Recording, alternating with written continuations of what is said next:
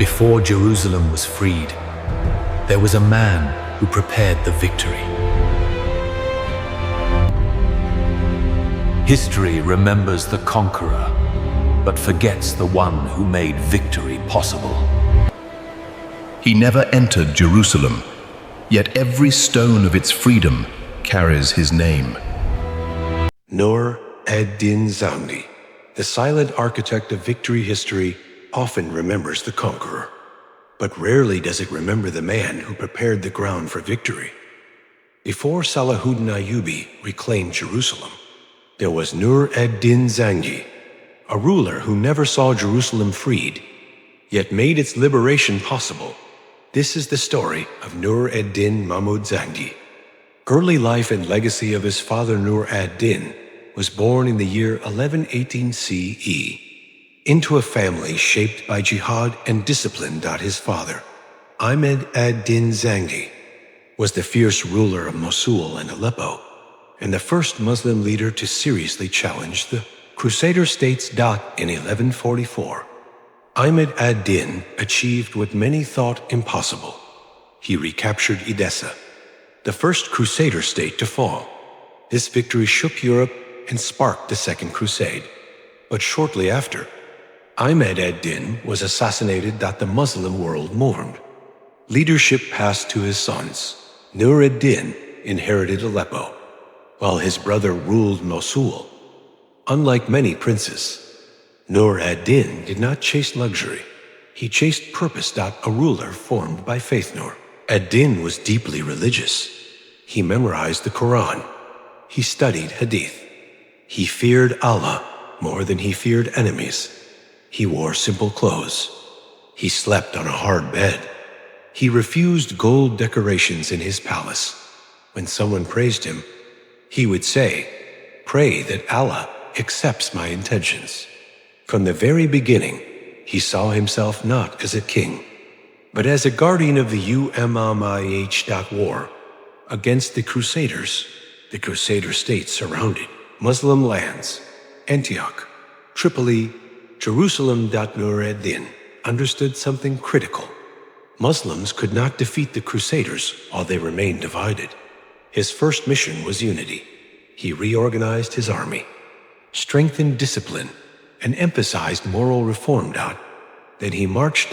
In 1149, Nur ad-Din achieved a historic victory at the Battle of Inab. The Crusader prince, Raymond of Antioch, was defeated and killed. For the first time, a major Crusader leader fell before a Muslim army. The myth of Crusader invincibility was broken.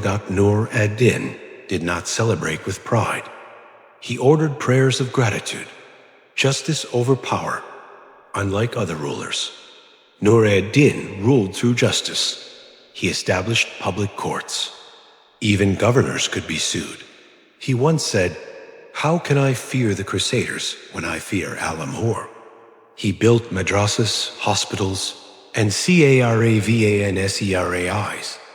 He revived Sunni Islam after years of political chaos. He personally supervised charity distribution. It is said that during his reign, there were times when zakat collectors could not find anyone in need. The dream of Jerusalem. Nur ad-Din's heart burned for Jerusalem.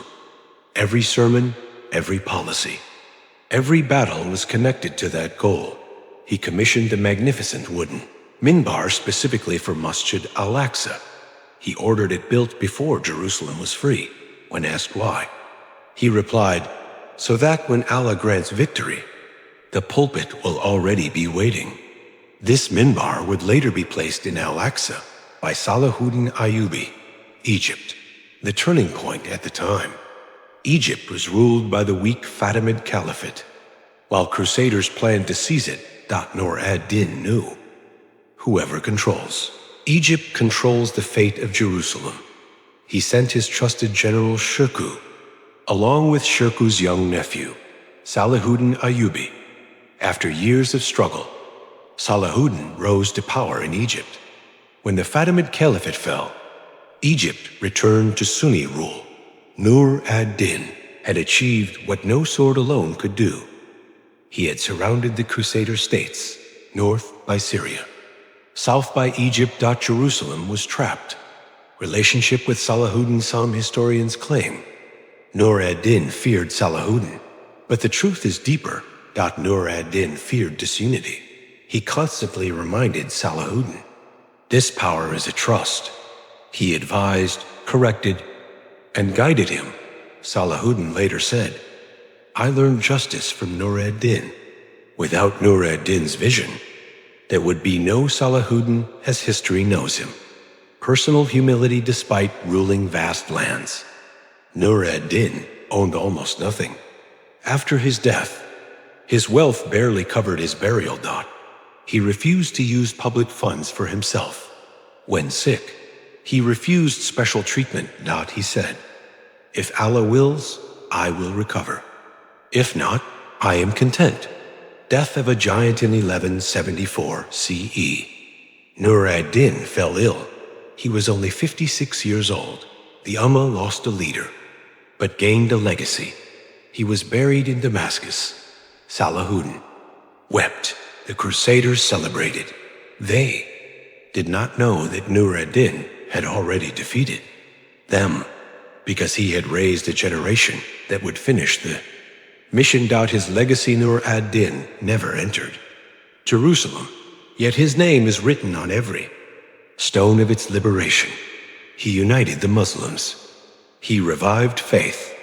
He made justice a weapon. Historians say, if Nur ad-Din had lived longer, Jerusalem would have been freed by his hand. But Allah chose otherwise. He made Nur ad-Din the architect and Salahuddin the executor. Final reflection. Nur ad-Din. Zengi teaches us, victory begins with character. Power means responsibility. And leadership is service. Some heroes raise swords. Others raise souls. Nur ad-Din Zengi did both.